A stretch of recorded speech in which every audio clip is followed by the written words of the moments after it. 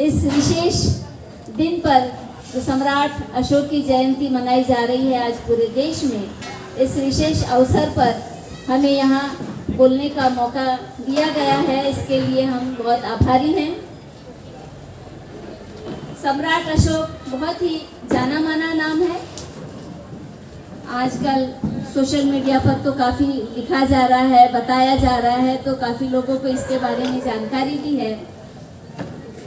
और ये इसलिए भी है कि विशेष रूप से सम्राट अशोक का बुद्धिज्म में जो योगदान रहा है, बुद्ध धम्म के प्रचार प्रसार में जो योगदान रहा है, उसकी वजह से आज सभी लोग उनकी चर्चाएं कर रहे हैं।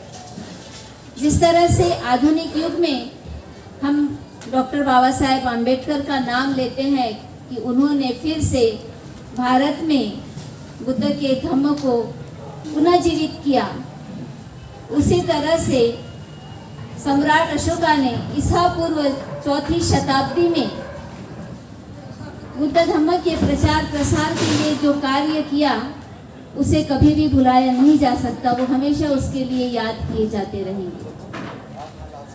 इन्हीं की जीवनी से कुछ दृष्टांत लेकर मैं आज धम्म की चर्चा करूंगी। सम्राट अशोक, ये तो बाद में कहा गया, लेकिन आरंभ में इनका एक उल्लेख आता है चंड अशोक के नाम से। इसका कारण क्या है?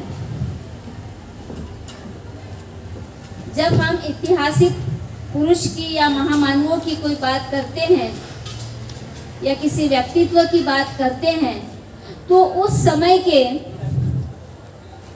जो सामाजिक स्थितियां रही है या राजनीतिक स्थितियां रही है या जो मान्यताएं या परंपराएं रही है, उनकी जानकारी हमें मिलती है। तो वैसे ही अशोक के बारे में जब हम इतिहास पढ़ते हैं तो ईसा पूर्व 4वीं शताब्दी, जब अशोका का काल हम कहते हैं या हम मौर्य साम्राज्य का काल कहते हैं, तो उस समय की सामाजिक परिस्थितियों से हम रूबरू होते हैं। चंड अशोक कहा गया था। इस बात की तह में जब जाते हैं तो पता चलता है कि अशोक यह राजा बिंदुसार और देवी का पुत्र था। यह बात पता चलती है कि देवी यह दासी थी। पहले के जमाने में बहुत सारे राजाओं की कथाओं में हम ये देखते हैं कि राजा होने के कारण, उनका एक क्षत्रिय राज्य होने के कारण वे कई स्त्रियों के साथ में संबंध करते थे, कई शादियां करते थे, उनके बड़े बड़े रनिवास हुआ करते थे और उस रनिवास में कई दासियां रखी जाती थी। तो ये कोई आश्चर्यजनक बात नहीं है कि राजा बिंदुसार के समय में उन्होंने कितनी शादियां की या दासी से उन्हें पुत्र हुआ। ये बहुत आश्चर्यजनक बात नहीं है, पहले का इतिहास राजाओं का ऐसा ही रहा है। लेकिन दासियों से जो बच्चे होते थे उन्हें इज्जत मिलती थी क्या, ये महत्वपूर्ण है। दासी का पुत्र होने के कारण उसे महलों में बचपन में रहने को नहीं मिला। राजा बिंदुसार से दूर उसका बचपन गया। दासी पुत्र होने के कारण उसे उस राज्य में राजा का पुत्र होने के बावजूद कोई राजनीतिक अधिकार बचपन में नहीं मिले थे, या जो सुख सुविधाएं एक राजा के बेटे को मिलती है वो नहीं मिली थी। और इसलिए उसका बचपन आम लोगों के बीच में गया, जंगलों में गया। जैसे आज हम सामान्य बस्तियों में अपने बच्चों को देखते हैं, गांवों में देखते हैं, उस तरह का उसका बचपन गया। वो बहुत ही आक्रामक स्वभाव का था। किसी भी तरह का अन्याय वो बर्दाश्त नहीं करता था। ये भी उतना ही सच है। और दूसरा सच यह है कि कुछ दिनों के बाद में, थोड़ा बड़ा होने के बाद में, उसे राजा के अन्य बेटों के साथ में गुरुकुल में शिक्षा लेने का भी अवसर मिला। और वहां पर उसने जो एक राजा के बेटे को मिलता है वो मिला, यानी शिक्षा मिली, ज्ञान मिला। फिर भी सभी लोग जानते थे कि वो दासी का पुत्र है, इसलिए महल में उसके साथ भेदभाव होता रहा। बुद्ध ने एक बात बड़ी सही कही है कि किसी बच्चे में माता पिता के अनुवंशिक गुण आते जरूर हैं, लेकिन उससे भी ज्यादा उसको अगर कोई चीज प्रभावित करती है तो वो होती है बाद में उसके आसपास में होने वाली परिस्थितियां और घटनाएं। इसका ज्यादा प्रभाव पड़ता है, जिससे कि उसकी एक मानसिकता तैयार होती है। और यही बात हम अशोक के संदर्भ में देखते हैं कि अशोक के साथ में जिस तरह से महल में दासी का पुत्र होने के कारण भेदभाव होता था, उसे चिढ़ाया जाता था, उसे निम्न होने का एहसास कराया जाता था, उसके कारण उसके मन में एक क्रोध की भावना जागृत होती थी।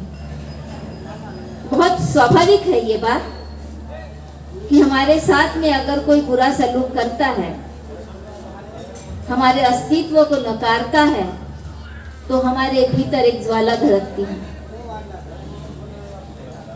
हम सब इसके भुक्तभोगी रहे हैं। तो अशोक के साथ भी यह हुआ था।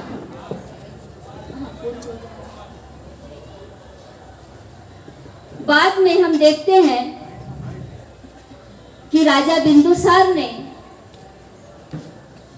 अपने अन्य पुत्रों की तरह ही अशोक को भी कुछ जिम्मेदारियां दी थी राज्य प्रशासन में। जैसे जैसे वो युवा होता गया, वैसे वैसे उस पर कोई जिम्मेदारियां देते गए हैं, और उन जिम्मेदारियों को उन्होंने बहुत अच्छे तरह से निभाने की कोशिश की। जैसे इतिहास से जानकारी मिलती है कि सबसे पहले उन्हें उज्जैन का प्रशासन संभालने की जिम्मेदारी राजा बिंदुसार ने दी थी, और वहां की जिम्मेदारी उन्होंने बहुत ही सही तरीके से संभाली थी। जो अराजकता थी वहां पर उसे उन्होंने शांत कर दिया था। इसका मतलब है कि वो युवा अवस्था से ही राज्य प्रशासन करने में बड़े माहिर थे। लोगों को कैसे नियंत्रित करना वो अच्छे से जानते थे।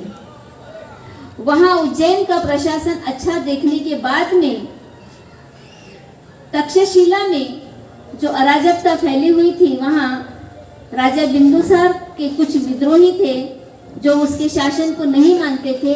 वहां पर हालात ठीक करने के लिए बाद में अशोक को भेजा गया था। यानी उनकी युवावस्था से राज्य प्रशासन कैसा करना चाहिए इसका अनुभव वो लेते चले गए, उसमें माहिर होते चले गए।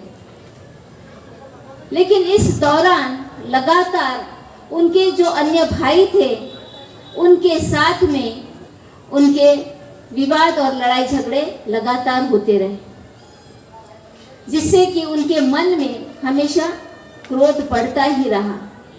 कुछ लोग अशोक की इसलिए आलोचना करते हैं, वो कहते हैं कि अशोक ने अपने सारे भाइयों को कत्ल कर दिया था।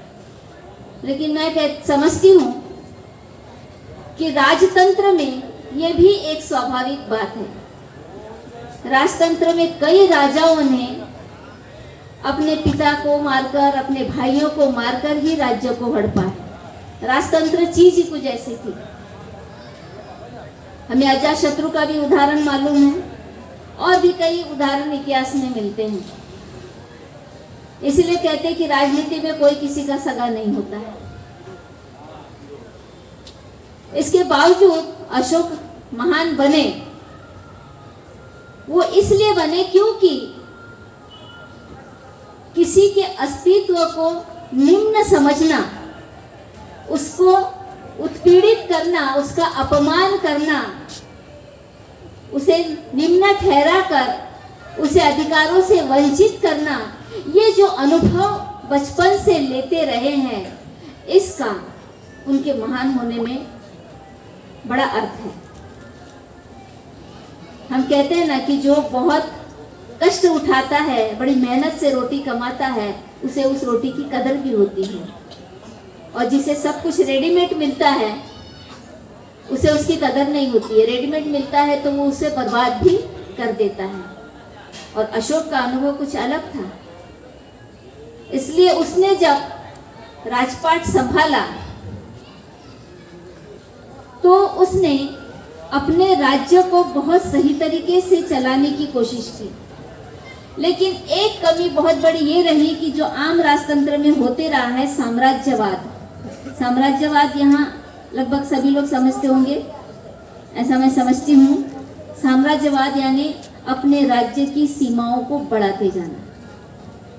अपना जितना राज्य है उसमें समाधान नहीं होता है, एक राज्य के बाद दूसरा, दूसरे राज्य के बाद तीसरा, वो आक्रमण करते हैं, उसे अपने आधिपत्य में मिलाते चले जाते हैं, उस पर शासन करते हैं, वो उसे कहते हैं साम्राज्यवाद। और ये साम्राज्यवाद इतनी खराब चीज है, इसमें बड़ी मात्रा में हिंसा होती है। अशोक ने किया था ऐसा नहीं है, लगभग सभी प्राचीन राजाओं ने ऐसा ही किया है। यहाँ तक कि हम देखते हैं साम्राज्यवाद या उपनिवेशवाद के तहत ब्रिटिशों ने भी और मुगलों ने भी हमारे देश पर शासन किया है। उसके पहले पुर्तगीज भी आए थे, कई लोग बाहर से आए और इस देश पर अपना कब्जा किया, तो ये साम्राज्यवाद के तहत ही हुआ है। ये साम्राज्यवाद के कारण सम्राट अशोक ने अपने आसपास के राज्यों पर आक्रमण किए और बड़ी मात्रा में हिंसा की। और आखिरी में एक ही ऐसा राज्य था, कलिंग राज्य, जो उसके आधिपत्य में आ नहीं रहा था, वो उसे जीत नहीं पा रहा था और उसके लिए वो चुनौती बन गया था। इसलिए उसने अपनी पूरी ताकत लगा दी कलिंग को विजय प्राप्त करने के लिए।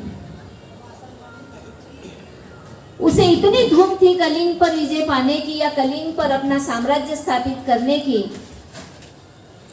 कि वो हिंसा किस लेवल पर जाकर कर रहे इसका उसे भान ही नहीं रहा। और इतिहास में ये कलिंग का युद्ध लोगों के लिए एक सबक बन गया। कलिंग में इतनी बड़ी मात्रा में कत्लेआम हुआ, हिंसा हुई कि अशोक को ये सोचना पड़ा कि सबको मारकर अगर मैंने ये राज्य प्राप्त किया तो क्या प्राप्त किया। क्योंकि राज्य केवल भौगोलिक सीमाओं से नहीं होता है, बल्कि उस राज्य में रहने वाले लोगों से होता है।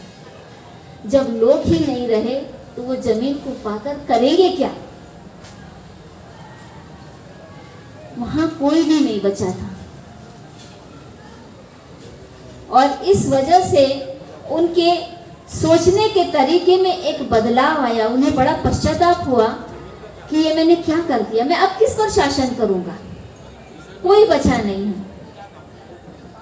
और यहां से उनके विचारों में जो परिवर्तन हुआ वो इतिहास में बहुत महत्वपूर्ण बात हुई कि पूरे विश्व में आज उसके परिणाम हमें दिखाई देते हैं कि एक राजा का जब मत परिवर्तन होता है, वो हिंसा से अहिंसा की ओर जाता है, तो क्या बदलाव होता है, क्या परिवर्तन होता है।